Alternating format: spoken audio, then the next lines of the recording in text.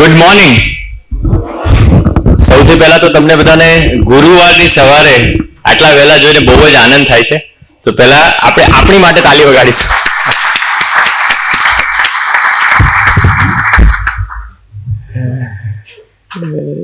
કાનજીભાઈ ભાલારાની ટીમને ખૂબ ખૂબ હૃદયથી આભાર માનું છું કે જેમને આ વિચાર રજૂ કરવા માટે સ્ટેજ આપ્યું. આજે આપણે કમ્પ્લીટ હેલ્થની વાત કરવાના છે.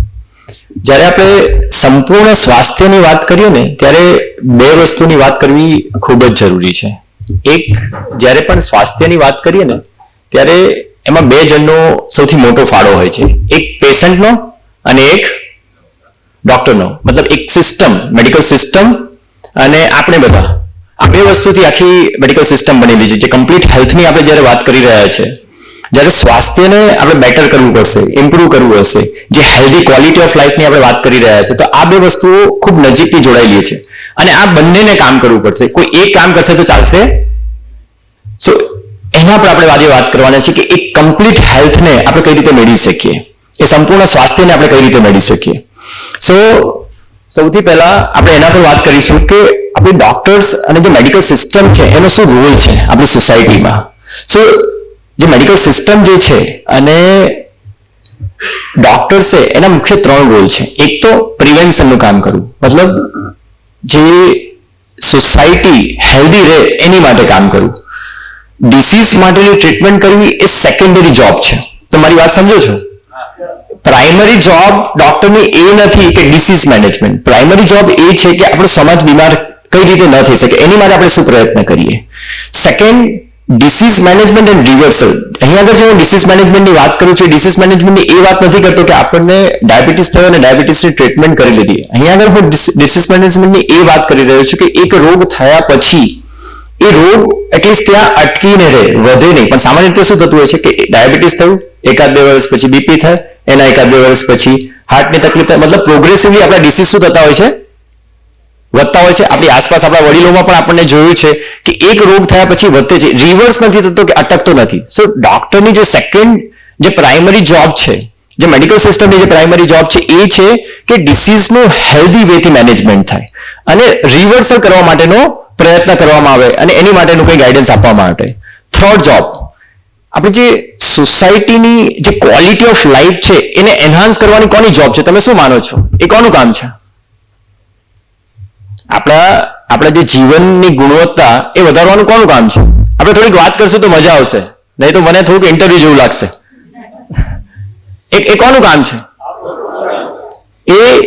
એ બંનેનું કામ છે. ડોક્ટરનું પણ કામ છે, એટ ધ સેમ ટાઈમ પેશન્ટનું પણ કામ છે. અને એની માટે મેડિકલ સિસ્ટમે અને ડોક્ટર્સોએ અને સમાજે, મતલબ એ પેશન્ટ, એ બંને પરસ્પર કામ કરવાની જરૂર છે. આ ત્રણ પ્રાઇમરી રિસ્પોન્સિબિલિટી છે, મતલબ prevention, disease management and reversal, અને આપણી સમાજની જે ક્વોલિટી ઓફ લાઈફ છે એનહાન્સ થાય. પણ એકચ્યુઅલી શું થઈ રહ્યું છે? આપણે જોવા જઈએ આ ડેટા છે, મતલબ એવરી યર 20 થી 25 લાખ કરોડ ફક્ત મેડિકલ હેલ્થ રિસર્ચને લઈને ખર્ચાઈ રહ્યા છે. આપણા સુરતની જ વાત કરી લે તો કેટલા બધા હોસ્પિટલો દિવસે ને દિવસે બની રહ્યા છે, એટલા બધા ડોક્ટર્સ પાસ આઉટ થઈ રહ્યા છે. પણ ખરેખર સમાજનું સ્વાસ્થ્ય શું થવું જોઈએ? એનહાન્સ થવું જોઈએ કે ડિક્રીઝ થવું જોઈએ? પણ એકચ્યુઅલી શું થઈ રહ્યું છે? રોગો અને સફરિંગ શું થઈ રહી છે? એકચ્યુઅલી વધી રહ્યા છે. સો ધેર ઇઝ સમ પ્રોબ્લેમ. તો એવું એકચ્યુઅલી કેમ થઈ રહ્યું છે? જેના મુખ્ય 4 કારણો છે.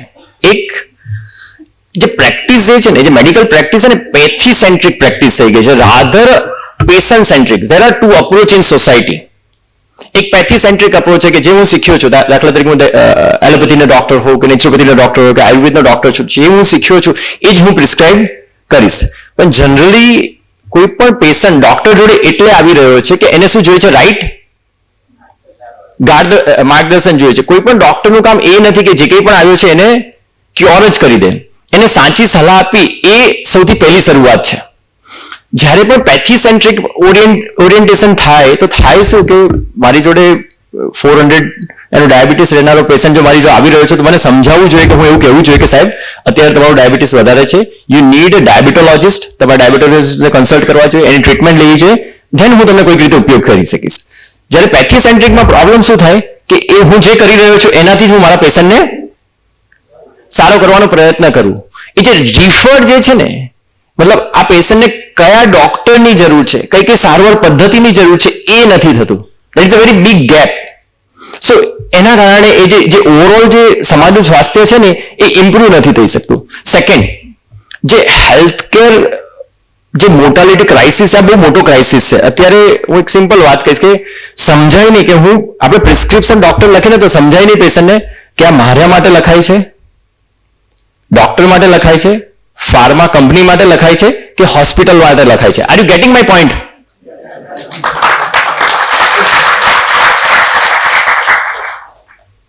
આજથી 15 વર્ષ પહેલા ખરેખર હું બહુ મતલબ આ મંચ પર ઉભા રહીને કહું છું, સેકન્ડ ઓપિનિયન હે ને મેડિકલ સિસ્ટમમાં એક્ઝિસ્ટ નહોતું કરતું.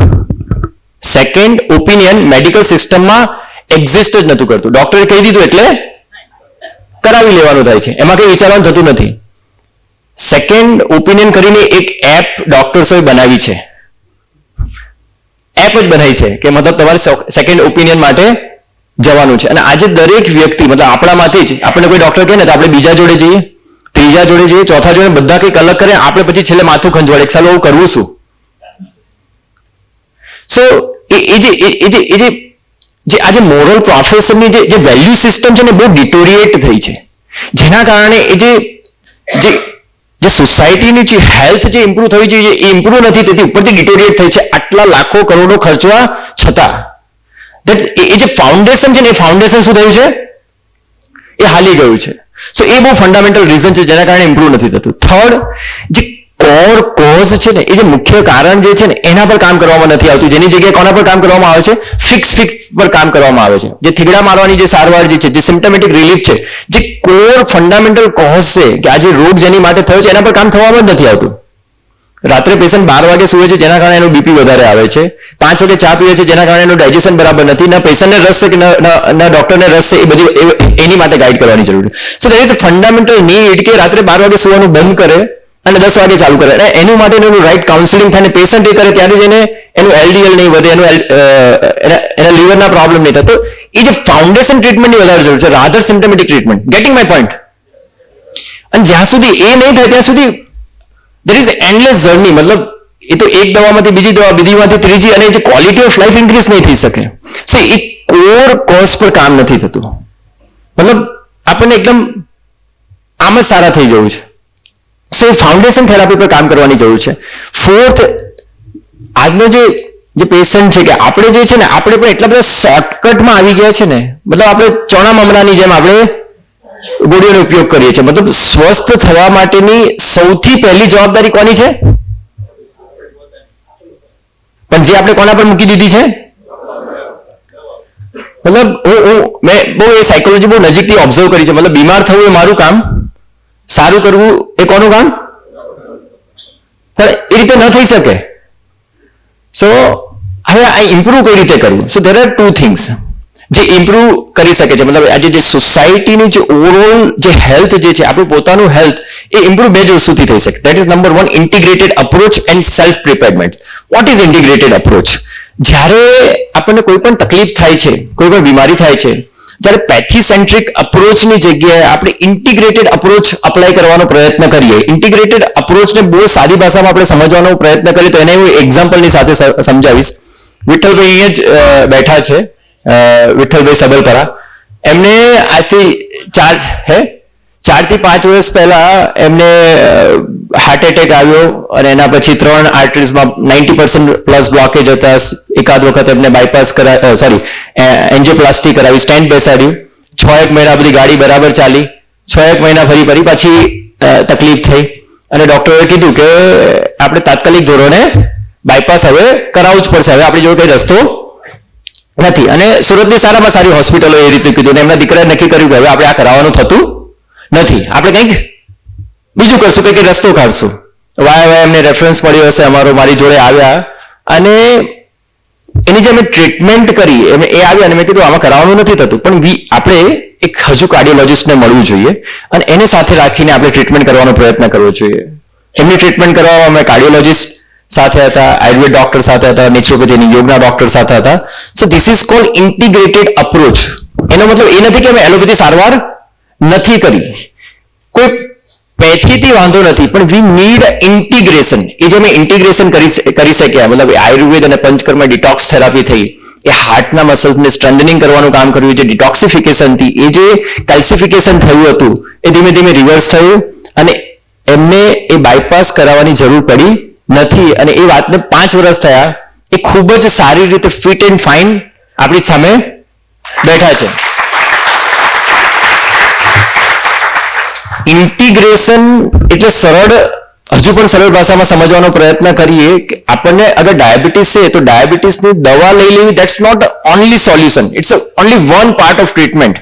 આપણે એમાં યોગ પણ કરી શકીએ, ડાયટ પણ કરી શકીએ, પંચકર્મની થેરાપી પણ લઈ શકીએ, સ્ટ્રેસ મેનેજમેન્ટ પણ કરીએ. That is called integrated approach.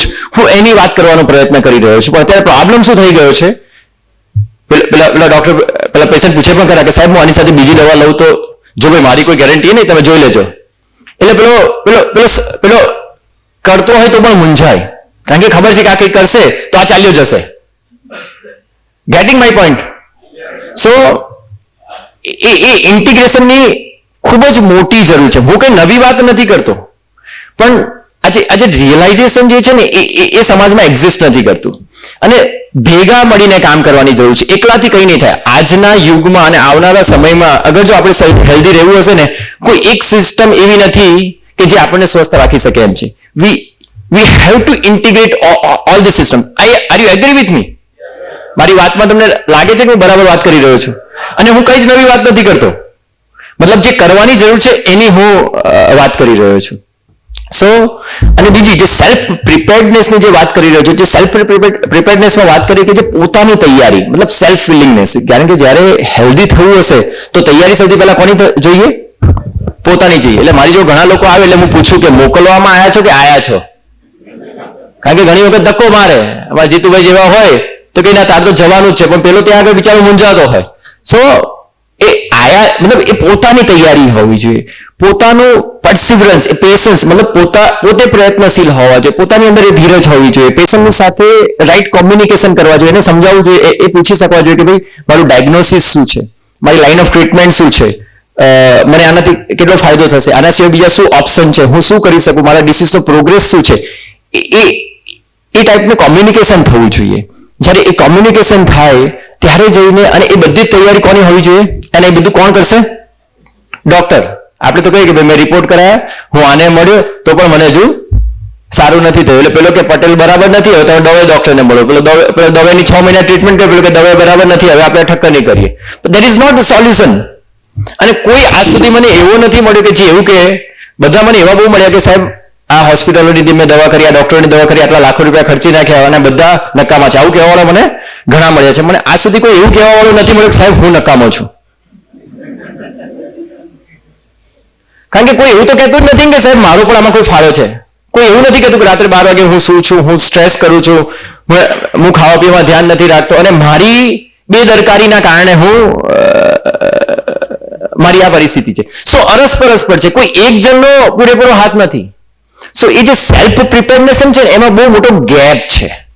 સો અને આજે જો હેલ્ધી રહેવું હશે ને તો હું ખરેખર કહું છું કે મેડિકલ સિસ્ટમની એવી હાલત થઈ ગઈ છે, જો તમે તમારી તૈયારી નહીં હોય ને મરી જશો.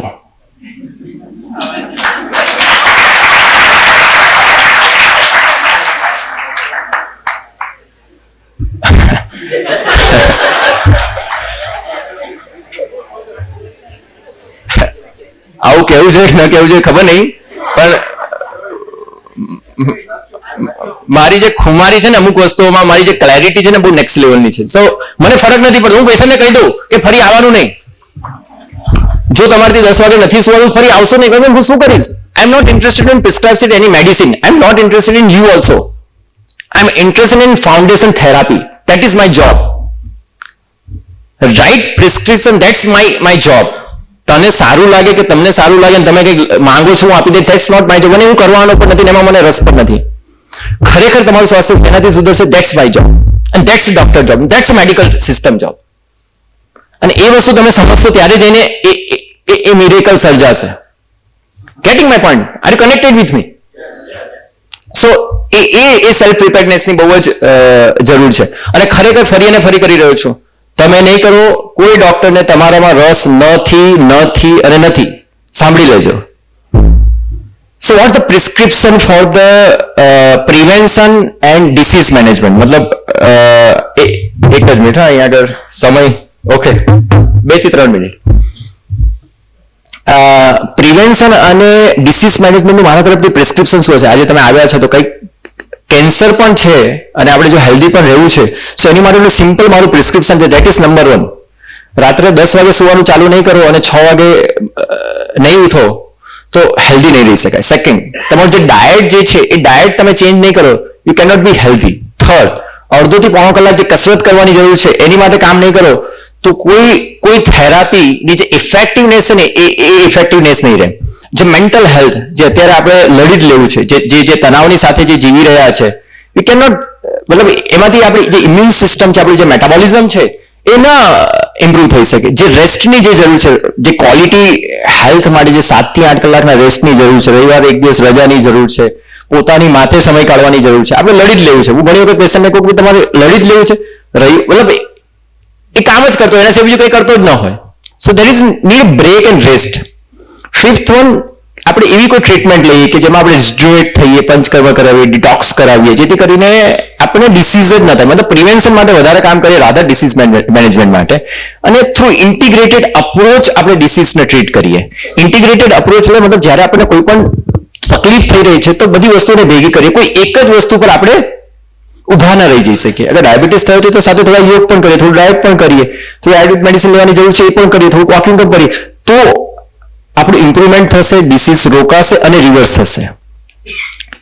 આવું જ કોઈ કામ અમે અમારા સુંદર સેન્ટરમાં કરી રહ્યા છીએ, જ્યાં આગળ પ્રિવેન્શન દેટ્સ માય ફંડામેન્ટલ, મતલબ હું એની માટે બન્યો છું. ડિસીઝ મેનેજમેન્ટ મને રસ નથી પણ કરી રહ્યો છું, કારણ કે સોસાયટીની અવેરનેસ નથી.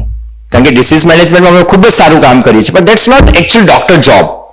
આપણે જેટલા પણ ક્રોનિક ડિસીઝ છે, સ્કિન ડિસીઝ છે, ડાયજેશન રિલેટેડ પ્રોબ્લેમ છે, હાર્ટ રિલેટેડ કન્ડિશન છે, હાઇપરટેન્શન છે, ડાયાબિટીસ છે, કોલેસ્ટ્રોલ છે, ત્યારે મલ્ટિપલ ડિસીઝને અમે અહીંયા ઇન્ટિગ્રેટેડ વેથી ટ્રીટ કરીએ છીએ. ત્યારે મલ્ટિપલ અમારી ડોક્ટર્સની થેરાપીની ટીમ છે. અમારા ત્યાં જનરલી લોકો 8 થી 10 દિવસ, 15 દિવસ, 20 દિવસ માટે રહેતા હોય છે. અને અમે ઘણી બધી વસ્તુ શીખવાડીને એનાથી અમે લાઈફને ઇમ્પ્રુવ કરવા માટે, એ ડિસીઝને મેનેજ કરવા માટેનો પ્રયત્ન કરતા હોય છે.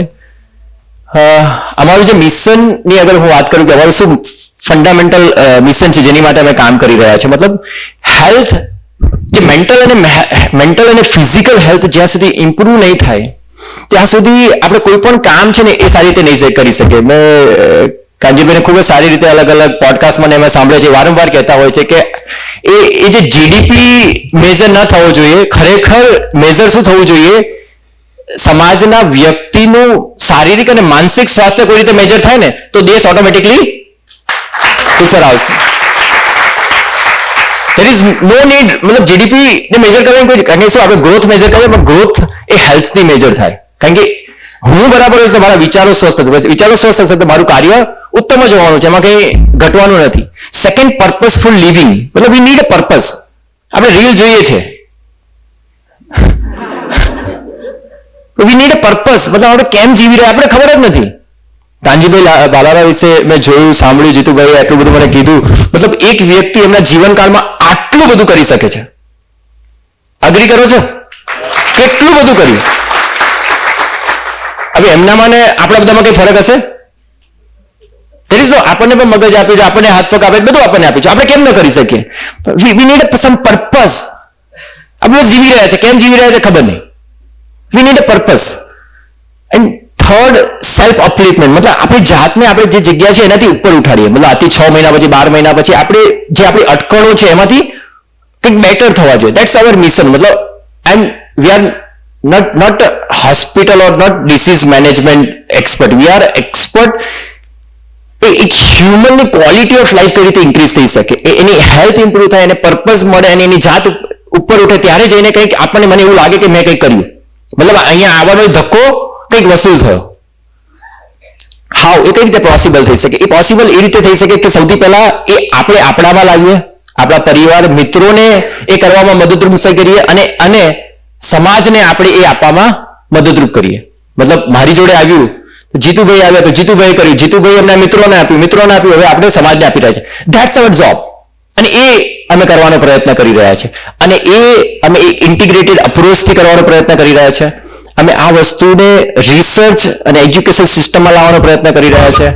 અમે યુનિવર્સિટી બનાવવાના છે, કોલેજીસ બનાવવાના છે, જ્યાં આગળ અમે રિસર્ચ કરશું, જ્યાં આગળ અમે જે પ્રોપર મેડિકલ ડિગ્રી કોર્સ અમે સ્ટાર્ટ કરવાના છે, કે જ્યાં આગળ integrated care medicine bachelor degree course છે, જે MBBS નો કોર્સ છે, એ સિસ્ટમમાં આવશે. ઘણા બધા ડોક્ટર્સ એવા બનશે અને એ આ સિસ્ટમને પ્રમોટ કરશે. That's only possible. કારણ કે હું કેટલા લોકોને ટ્રીટ કરી શકીશ, કેમ કે કેટલા લોકોને ટ્રીટ કરી શકશે. We need lots of doctor કે જે ડિસીઝ સિવાય બીજી બધી વાત કરતો હોય, મતલબ ક્વોલિટી ઓફ લાઈફની વાત કરતો હોય, લાઈફના પર્પઝની વાત કરતો હોય. તમે જે ટ્રીટમેન્ટ, તમને તકલીફ છે, પ્રિસ્ક્રિપ્શન લખી દીધું, એમાં એને રસ ના હોય. Gating my point? So this is done from my side. અને એક જ ભાવ છે કે એ કલ્યાણના કાર્યમાં આપણે કઈ રીતે, મતલબ આ શરીર અને મનને હોમી શકીએ. That's only my job. So done from my side. Thank you.